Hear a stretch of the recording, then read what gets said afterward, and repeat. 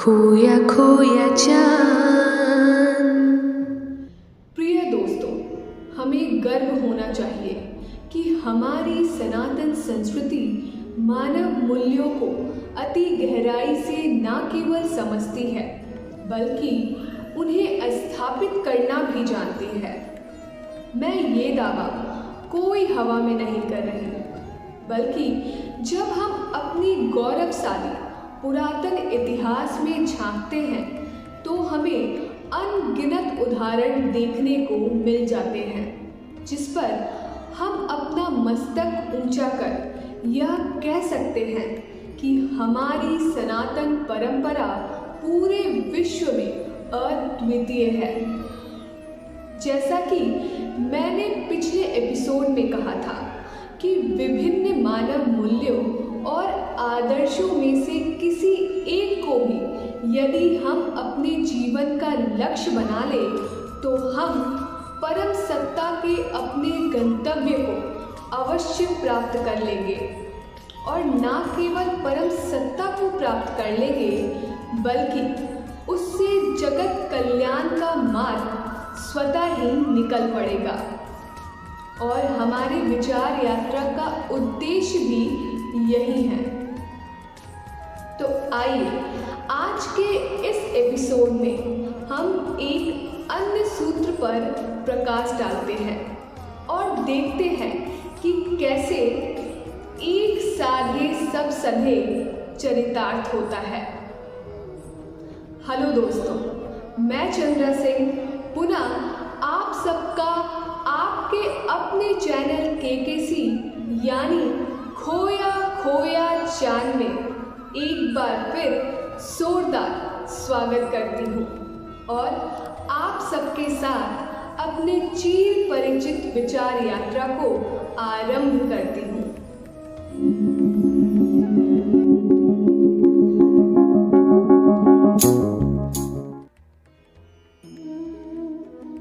मेरे प्यारे दोस्तों, पिछले एपिसोड में हमने देखा कि कैसे सत्यवादी राजा हरिश्चंद्र ने मात्र एक सूत्र सत्य की साधना कर अमरत्व को प्राप्त कर लिया। यहाँ हमको गौर फरमाना चाहिए कि जागृत अवस्था में तो सत्य अनुचरण की कल्पना हम कर सकते हैं, मगर क्या स्वप्न अवस्था में भी सत्य साधना हो सकती है? वैसे तो ये बड़ा ही अस्वाभाविक एवं असंभव प्रतीत होता है, किंतु यही तो हमारी सनातन संस्कृति की विशेषता है कि असंभव सा प्रतीत होता लक्ष्य भी हम बड़ी सहजता से प्राप्त करते हैं। ऐसा एक दो उदाहरण हो तो हम कह सकते हैं कि ये सब संयोगवश प्राप्त हुआ होगा या संयोगवश संभव हुआ होगा, लेकिन जब ऐसे अनेकों और अनगिनत उदाहरण हो तो आपको मानना पड़ेगा कि ये सब हमारी सनातन संस्कृति के रग रग में रचा बसा है। मैं दावे के साथ कह सकती हूँ कि ऐसे आदर्श उदाहरण कहीं अन्यत्र नहीं मिलेंगे। दोस्तों, ऐसा क्यों है कि विभिन्न मानव मूल्यों में से एक को भी साधना करने से हम परम सत्ता को प्राप्त कर लेते हैं? दरअसल सत्यनिष्ठा, दया, करुणा, गुरु भक्ति, पितृभक्ति, मातृभक्ति, अहिंसा, सेवा, दान आदि सभी भिन्न भिन्न ईश्वरी गुण हैं जो एक ही परम सत्ता के अलग अलग रूप हैं। अतः इनमें से एक भी गुण को हम अपना जीवन पथ बना ले तो गंतव्य परम सत्ता ही तो होगा। मेरे प्रिय दोस्तों, आज मैं यही आह्वान करूंगी कि इस जगत में आए सभी मानव का यह धर्म है कि इन ईश्वरी गुणों में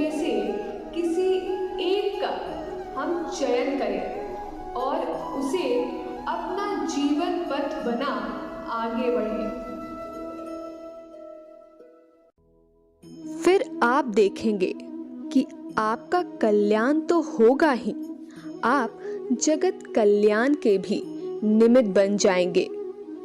आइए आज मैं एक अन्य उदाहरण प्रस्तुत करती हूँ कि कैसे दया भाव का एक सूत्र पकड़कर एक इंसान ईश्वर बन जाता है।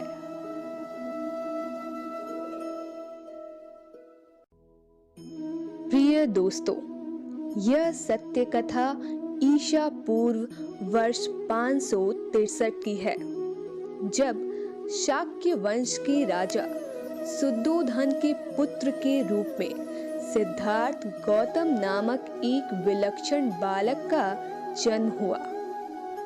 जब यह बालक युवा हुआ तो एक दिन वह अपने बाग में विचरण कर रहा था।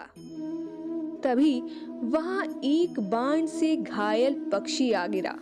उसकी करुण दशा देख सिद्धार्थ बहुत आहत हुए और उन्होंने तत्काल पक्षी को अपने शरण में ले उसका उपचार किया। तभी उनका बड़ा चचेरा भाई देवदत्त वहां आया और बोला कि यह पक्षी उसका आखेट है, अतः वह पक्षी उसका है। इस पर सिद्धार्थ ने उत्तर दिया कि चूंकि उन्होंने पक्षी के प्राण की रक्षा की है, इसलिए उस पक्षी पर उनका अधिकार है। इस प्रकार यह विवाद राजा के पास पहुंचा और अंततः सिद्धार्थ के इस तर्क को स्वीकार कर लिया गया कि प्राण रक्षा करने वाले का अधिकार ही सर्वोपरि है। इस घटना से सिद्धार्थ के अंदर ऐसी करुणा जागृत हुई कि न केवल उनकी दुनिया बदल गई, बल्कि उन्होंने पूरी दुनिया के दृष्टिकोण को बदल दिया। और आप सभी जानते हैं कि वहीं से उनका इंसान से भगवान बनने का सफर आरंभ हुआ। आज किसी को समझाने की आवश्यकता नहीं है कि भारतवर्ष के लुम्बिनी में जन्मा सिद्धार्थ अपनी देश की सीमाओं को लांघते हुए विश्व के कई देशों में भगवान बुद्ध के रूप में पूजा जा रहा है। विश्व के कई देश उनके द्वारा स्थापित बौद्ध धर्म के प्रमुख अनुयायी हैं और उनका अहिंसा परमो धर्म का सूत्र पूरे जगत को मार्ग दिखा रहा है। दोस्तों, यहाँ समझने की बात ये है कि मानव धर्म या मानवता का धर्म ही एकमात्र धर्म है जिसे हर मानव अपनी अपनी आत्मा अनुभूति से स्पष्ट समझ सकता है। अगर आज से हम अपनी अंतरात्मा की आवाज सुनना आरंभ कर दें, तो इस जगत के सारे विवाद खत्म हो जाएं। मगर ऐसा ना होता है और ना हो रहा है। हम सभी धर्म के नाम पर बहकाने वाले तत्वों के बहकावे में आकर ही अपना निर्णय ले बैठते हैं। नतीजतन हिंसा, खून खराबा, मारकाट एवं दंगा फसाद का दौर निरंतर चलता रहता है और हम खुद अपनी मूर्खता से खुद ही उसका शिकार होते आ रहे हैं। मैं तो सिर्फ निवेदन कर सकती हूँ कि इस भ्रम जाल को समझने की जरूरत है और अपने विवेक से इस भ्रम जाल को तोड़कर इससे आजाद होने की आवश्यकता है। मेरा प्रयास भी यही है कि मैं सत्य को आप सबके समक्ष रख सकूं, ताकि उसके प्रकाश से आप अपने सच्ची राह ढूंढ सके। आशा है कि आपको राह अवश्य दिखेगी।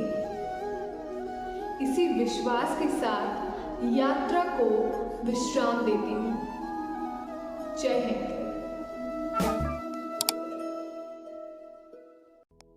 दोस्तों, अगर आप सभी को ये एपिसोड पसंद आया है तो हमारे इस चैनल को सब्सक्राइब, लाइक और शेयर ज़रूर करें।